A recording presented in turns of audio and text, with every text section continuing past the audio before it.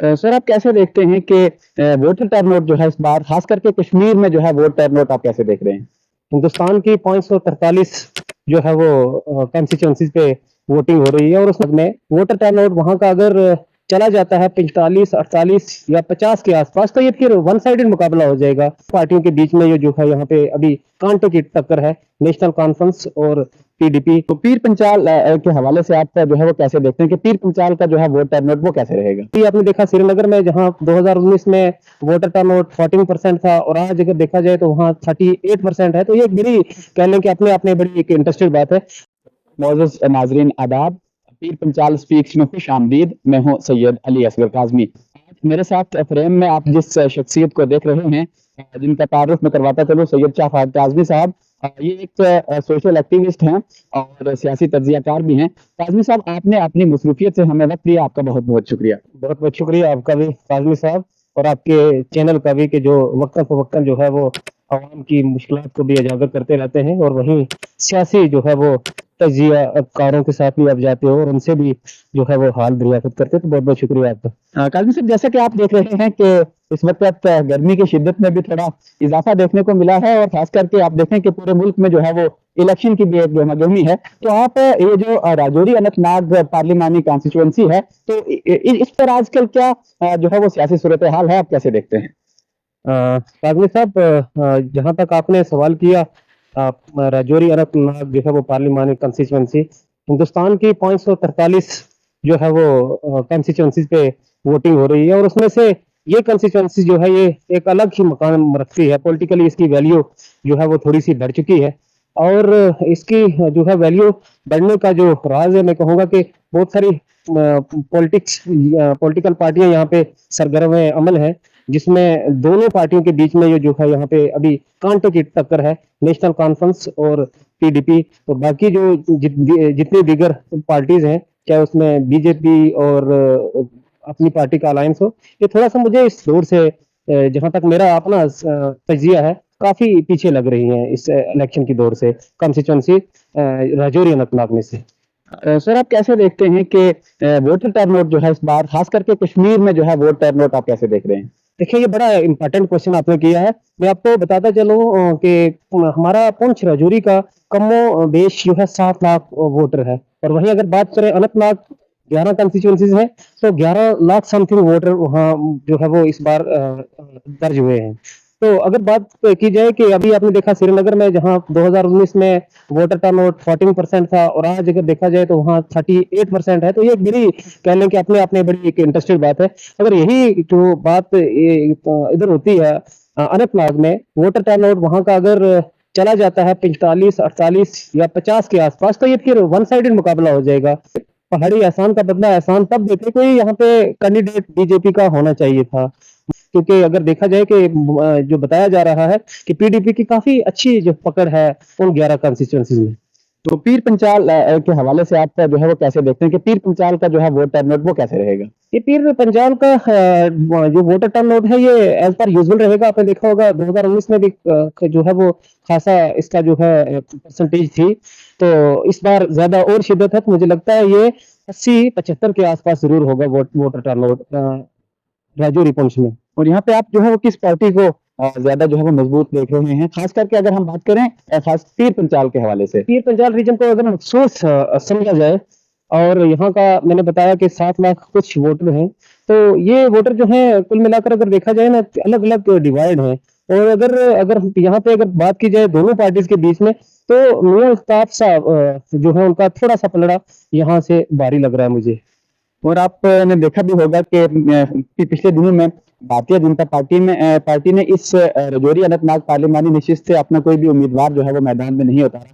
तो पिछले दिनों सुनने में आया कि उन्होंने अपनी पार्टी के साथ एक मुंह बोला जो है वो अलायंस किया है। तो इस अलायंस को आप कैसे देखते हैं? इस अलायंस के लिए अगर मैं एक बात कहूँ, अगर किसी को बुरा ना लगे, तो ये ऐसा ही है कि जैसे कोई पेशेंट किसी डॉक्टर के पास ले जाते हैं, तो डॉक्टर सॉरी बोल दे और ये कह दे कि sorry, it's death before the arrival. तो ये डेथ बिफोर द अराइवल ही है। जी, जी। तो आप क्या समझते हैं कि जो पहाड़ी लोग हैं, पीछे एक स्लोगन जो है वो सुनने में आया था कि पहाड़ी जो है वो एहसान का बदला एहसान से चुकाएँगे। तो पहाड़ी लोग जो है वो एहसान का बदला एहसान से आप कैसे चुकाएँगे?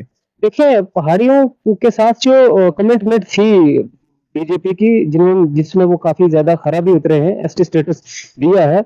हम शुक्रगुजार हैं सारे पहाड़ी तबका के लोग कि हमारी एक दरीना मांग उन्होंने जो है वो पूरी की है। इसमें कोई शक नहीं है कि एक बड़ा जो है वो ये कह लें कि एक पहाड़ियों के लिए एक बड़ी बात थी। और कुल मिलाकर अगर देखा जाए यहाँ पे पहाड़ी एहसान का बदला एहसान तब देते, कोई यहाँ पे कैंडिडेट बीजेपी का होना चाहिए था। हमारा हमसे जो वादा किया था कि लोगों ने ये भी कहा था कि पहाड़ी बीजेपी अगर कोई खंभा भी खड़ा कर दे लेकिन उसके पास चुनाव निशान जो है वो बीजेपी का होना चाहिए, तो जाहिर सी बात है पहाड़ी जितने भी वोटर हैं वो ज्यादातर बीजेपी को ही जाते। अब बीजेपी का ये पहले के पॉलिटिकल फेलियर मैं कहूंगा कि वो ये डिसाइड ही नहीं कर पाए कि हमें कौन सा कैंडिडेट किस समय उतारना है, अगर हम उतारेंगे तो क्या हारेंगे या जीतेंगे। तो ये उनका मैं कहूंगा कि खुद जो है यहाँ की जो जम्मू कश्मीर की जो उनकी लीडरशिप है, ये उनका फेलियर मैं मानूंगा। जाहिर सी बात है अगर उनका कोई कैंडिडेट होता तो ये पहाड़ी ज्यादातर मकदार में एहसान का बदला एहसान से ही देते, और पहाड़ी कौम की ये एक खासियत भी है। दूसरी बात, आपने अलायंस की 27 के बाद ही जो है वो हमें देखने को कहीं कहीं मिला है। तब तक बहुत ज्यादा तादाद में पहाड़ियों ने अपना एक मन बना लिया था कि उन्होंने किस पार्टी को जो है वो इस बार सपोर्ट भी करना है। आपने सुना भी होगा एक नामवर शख्सियत थी कि जिनसे अगर उनसे क्वेश्चन हुआ तो वो कहा कि आप पहाड़ी कहाँ जाएंगे, तो उन्होंने यही इशारा दिया कि पहाड़ी उसी कैंडिडेट को वोट देंगे जिन्होंने कभी पहाड़ी की मुखालफत नहीं की। अच्छा सर, आपने भी देखा होगा कि कल सुप्रीम कोर्ट में जो है वो नेशनल कॉन्फ्रेंस और कांग्रेस यानी इंडियन अलायंस की एक बड़ी जो है वो रैली देखने को मिली। आप कैसे देखते हैं इस रैली को, और खास करके जो साइलेंट वोटर है, तो आप इस रैली का उस साइलेंट वोटर्स के साथ जो है वो मुआवजा वो कैसे करेंगे? देखें, पहली बार देखा जा रहा है कि साइलेंट वोटर बहुत हो चुका है, खासकर अगर बात करें हम पीर पंजाल रीजन की। तो उससे पहले मैं बात करूंगा कल की जो रैली हुई है, नो डाउट के तारीखी रैली थी भैया अल्ताफ साहब की। और इस रैली को अगर मैं डिफाइन करूं इस तरीके से कि ये इंडियन अलायंस की रैली है, अगर कोई ये मुझे कहे तो मैं वो बात से मुतफिक नहीं हूँ। वो इसलिए नहीं हूँ कि आपने देखा होगा कि जब मियां अल्ताफ साहब खिताब कर रहे थे, जब उनका खिताब खत्म हुआ तो डॉक्टर फारूक अब्दुल्ला साहब के खिताब सुनने से पहले ही लोगों ने जाना शुरू कर दिया।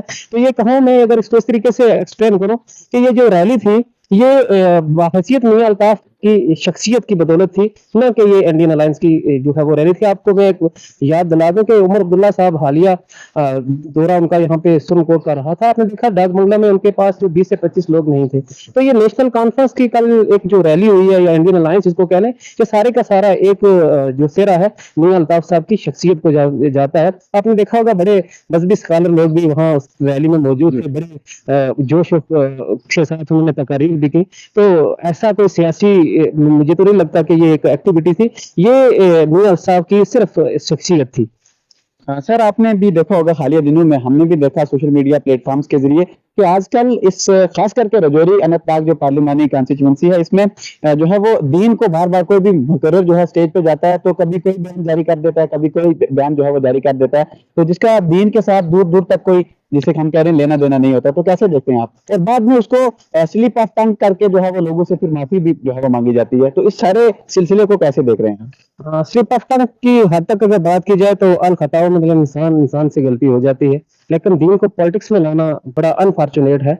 ये एक अलग टॉपिक है, मैं ज्यादा इसकी बहस में तो नहीं जाना चाहूंगा, और वहाँ एक बड़े अच्छी तरीके से इस चीज को एक्सप्लेन कर सकते हैं। लेकिन कुल मिलाकर अगर आपने मेरी जात की हैसियत से क्वेश्चन पूछा है तो मैं इसके हक में नहीं हूँ कि दीन हमारा अलग है, उसका पॉलिटिक्स के कोई साथ लेना देना नहीं है। तो इसको जितना हो सके कि हम अपने दीन को पॉलिटिक्स से दूर रखें। यहाँ पे आपने देखा होगा हमने उन कैंडिडेट्स को भी वोट दिए जिनके साथ हमारा कुछ लेना देना नहीं था। तो क्या हम उस पर गलत थे? क्या ये उलमाए किराम जब गैर मुस्लिम भी लोग यहाँ पे आते थे तो वो हमारे मदारिस के करीब बैठते थे, उनको वोट दिया उन्होंने। तो अगर उनको वोट उन्होंने दिया तो आज अगर कोई किसी दूसरे कैंडिडेट को दिया जा रहा दे रहा है तो इसमें कोई हर्ज की बात तो नहीं है। मैं नहीं समझूंगा कि इसमें कोई बड़ी बात है। तो दीन को सुधारा जो है वो पॉलिटिक्स से दूर रहने दिया जाए, यही मेरी गुजारिश रहेगी। ये थे हमारे साथ सैयद शाह फहद काज़मी साहब। काज़मी साहब, आपने अपनी मसरूफियत से हमें वक्त दिया, आपका एक बार फिर बहुत बहुत शुक्रिया।